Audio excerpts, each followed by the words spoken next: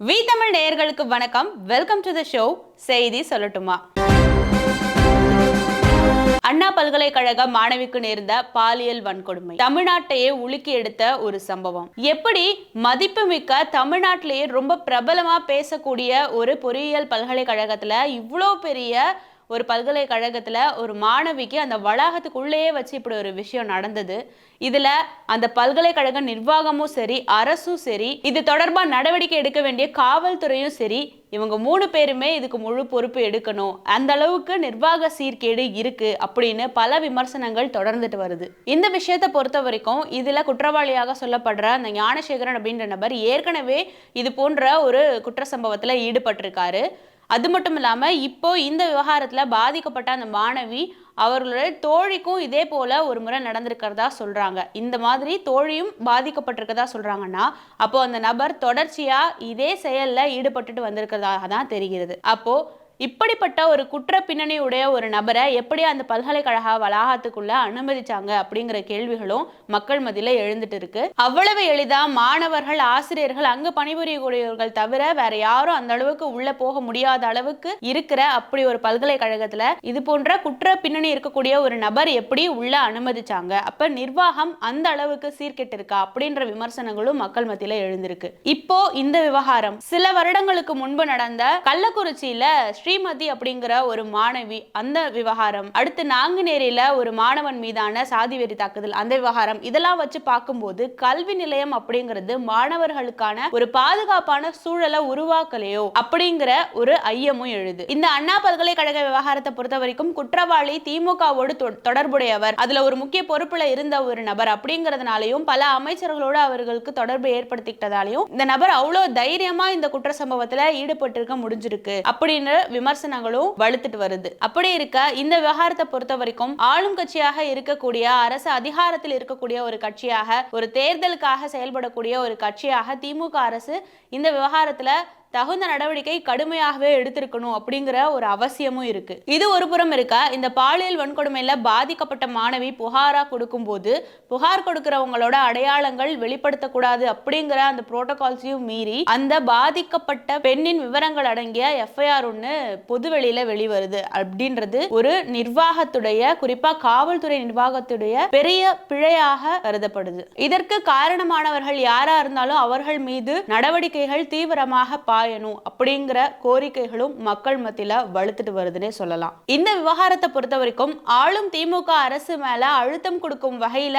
எதிர்க்கட்சிகள் செயல்படுவது வரவேற்கத்தக்க ஒரு விஷயம். இன்னும் சொல்ல போனா திமுகவோட கூட்டணி கட்சியான சிபிஎம் கூட இந்த எஃப்ஐஆர் வெளியானது குறித்து கண்டனங்களை தெரிவிச்சிருந்தாங்க, தங்கள் தரப்பிலிருந்து எதிர்ப்பு தெரிவிச்சிருந்தாங்க. தொடர்ந்து இந்த விவகாரத்துக்காக சிபிஎம் தரப்பிலிருந்து மாணவர் அமைப்புகள் இருந்தாலும் திமுகவின் பிற கூட்டணி கட்சிகளிடமிருந்து இது தொடர்பான தீவிரமான வலுவான கண்டனங்கள் எழுப்ப வேண்டிய அவசியமும் இருக்கு. ஆளும் திமுகவிற்கு எதிரான எதிர்க்கட்சி அரசியல் அப்படிங்கிற வகையில இந்த சம்பவத்தை தொடர்பு படுத்தி அரசியல் செய்யுது அதிமுக அப்படின்னு சொன்னா கூட இத ஒரு வகையில எதிர்க்கட்சி ஜனநாயகமா ஏத்துக்க முடியும். ஆனா பிற கட்சிகள் கண்டனங்களாகவும் எதிர்ப்புகளாகவும் சொல்லும் போது இதை ரொம்ப தீவிரப்படுத்தி அரசியல் ஆக்குறதுல ரொம்ப முனைப்பு காட்டுறது அதிமுகவும் பாஜகவும் தான். எதிர்க்கட்சி ஜனநாயகம் அப்படின்ற முறையில அதிமுகவோட செயல்கள் ஏற்கக்கூடியதாக இருந்தாலும் பாஜக தரப்புல இருந்து முன்வைக்கப்படுற அந்த குற்றச்சாட்டுகள், இப்போ பாஜக தரப்புல இருந்து எடுத்து அரசியல் நகர்வுகள், இது எல்லாமே சந்தர்ப்பவாத அரசியலாக தான் பார்க்க தோணுது. இந்த விவகாரத்தை பொறுத்த வரைக்கும் பாஜக தரப்பிலிருந்து முன்வைக்கப்படும் அந்த அரசியல் நகர்வு அப்படிங்கிறது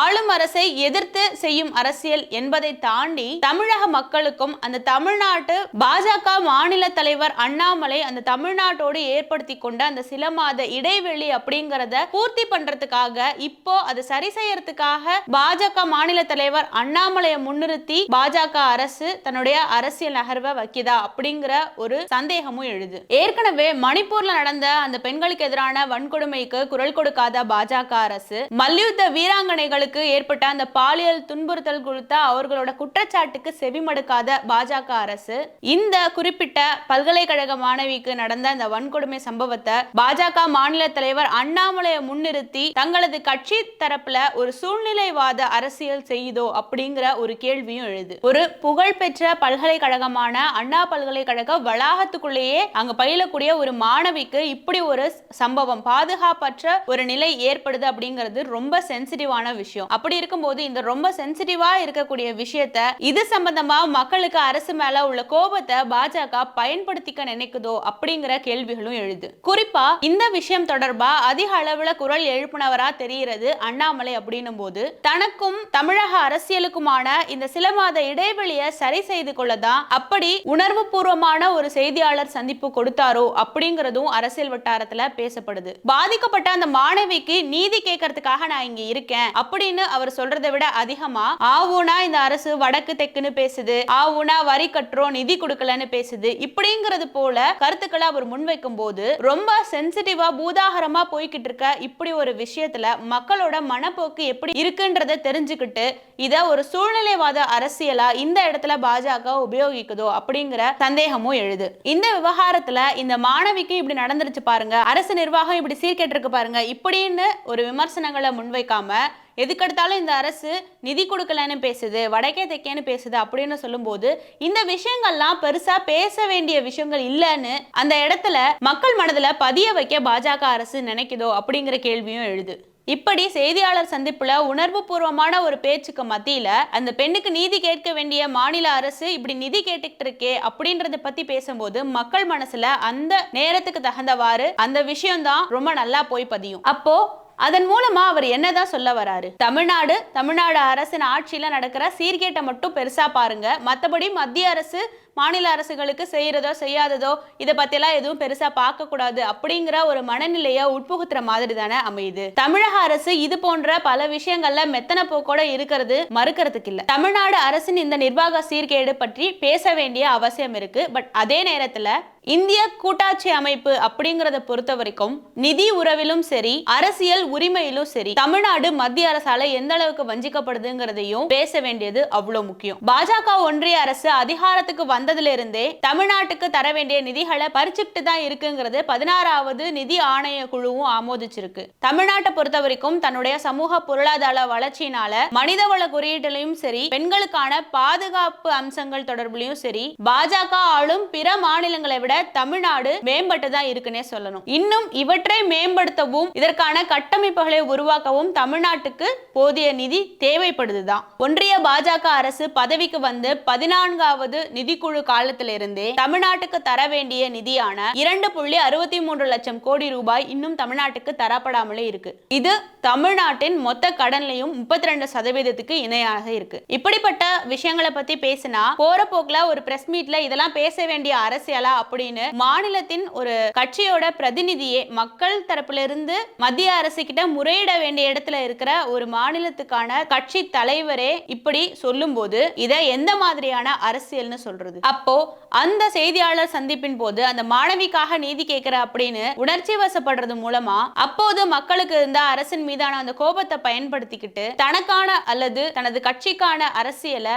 அந்த இடத்துல அவர் செய்துக்கிட்டாரோ அப்படின்னு தானே நினைக்க வைக்குது. அண்ணா பல்கலைக்கழக விவகாரத்தை பொறுத்த வரைக்கும் குற்ற சம்பவத்திற்கு ஆதரவான ஒரு சூழலை தான் அந்த பல்கலைக்கழக நிர்வாகமும் ஏற்படுத்தி இருக்கு. அந்த குற்றத்துல ஈடுபட்ட அந்த ஞானசேகரன் அப்படின்ற ஒரு நபர் இங்க ஒரு சார் இருக்காரு, அவரோட ஆசைக்கும் இணங்கணும் அப்படின்னு குறிப்பிடுறாருன்னா அந்த சார் யாரு அப்படிங்கிற விமர்சனமும் இங்க உளவிட்டு இருக்கு. இப்படி இருக்க அந்த பல்கலைக்கழக நிர்வாகமும் இதற்கு ஒரு ஆதரவு போக்காதான் செயல்படுதுன்னு சொல்லணும். அப்போ அந்த பல்கலைக்கழகத்தின் துணைவேந்தராக இருக்கக்கூடிய அவர்களை நியமிக்கும் பொறுப்பில் இருக்கும் ஒரு ஆளுநரும் இதற்கு பொறுப்பேற்க வேண்டிய ஒரு இடத்தில் தான் இருக்காரு. தமிழக ஆளுநரும் கூட்டாட்சி தத்துவத்துக்கு எதிராக பல்கலைக்கழக நிர்வாகங்கள் தொடர்பா அரசு எடுக்கும் முடிவுக்கு எதிராகவும் செயல்படுற சமீப காலமா பார்க்க முடியுது. அப்படி இருக்கும்போது கூட்டாட்சி அரசியலையே தமிழ்நாடு முன்வைப்பதா அண்ணாமலை குற்றம் சாட்டுறாரு அப்படின்னா இந்த அரசியல் போக்க எப்படி பாக்குறது? இது ஒரு புறம் இருக்க தாவேகா கட்சியின் தலைவரான விஜய் கூட தமிழகத்துல ஆளுநர்னு ஒரு பதவியே இருக்கக்கூடாது அப்படின்னு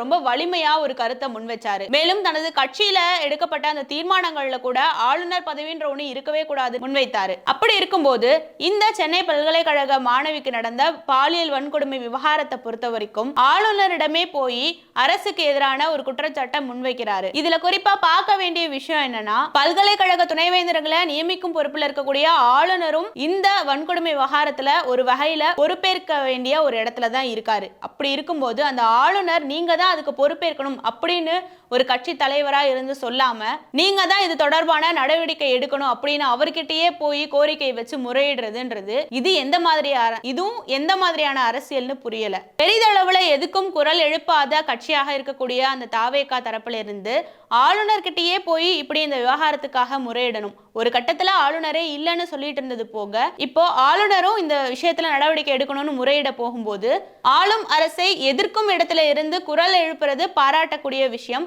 ஆனா அதே நேரத்துல இந்த குற்றங்களுக்கு பொறுப்பேற்க வேண்டிய ஆளுநரிடமே போய் இந்த விஷயத்துக்காக முறையிடுவது அப்படிங்கிறது இதுவும் ஒரு வகையில இந்த மாணவியோட வழக்கை எடுத்து வச்சு செய்யற ஒரு சந்தர்ப்பவாத அரசியலாக தான் பார்க்க தோணுது. மாணவிக்காக நீதி கேட்கறதுக்காக இந்த கட்சிகள் எல்லாம் எதிர்ப்பை தெரிவிச்சு ஆளும் அரசை எதிர்த்து கண்டனங்களை வலுவா முன்வைக்கிறது பாராட்ட வேண்டிய விஷயம். ஆனா அதே சமயத்துல இந்த மாணவிக்கு நேர்ந்த இந்த கொடுமையை ஒரு காரணமா வச்சு தங்களது கட்சிகளை முன்னிறுத்தி காமிச்சுக்கிறதுக்காக இந்த கட்சிகள் செயல்பட்டால் இத ஒரு சந்தர்ப்பவாத அரசியல் நகர்வாகத்தான் பார்க்க வேண்டும். இந்த விவகாரத்தை பொறுத்த வரைக்கும் மாணவிக்காக நீதி கேட்கிற அப்படின்னு கண்டனங்கள் எழுப்புறவர்களோட எண்ணிக்கை குறைவாகத்தான் இருக்கு. ஆனா ஒரு கட்சியோட பிரதிநிதிகளா முன் வந்து இதற்காக குரல் கொடுக்கிறோம்னு சொல்லி கட்சியை முன்னிலைப்படுத்தி மக்கள் மனதுல பதிய வைக்க நினைக்கிற இந்த மாதிரியான அரசியல் போக்கும் தமிழக அரசியல் களத்துல இருக்குன்னு தான் சொல்லணும்.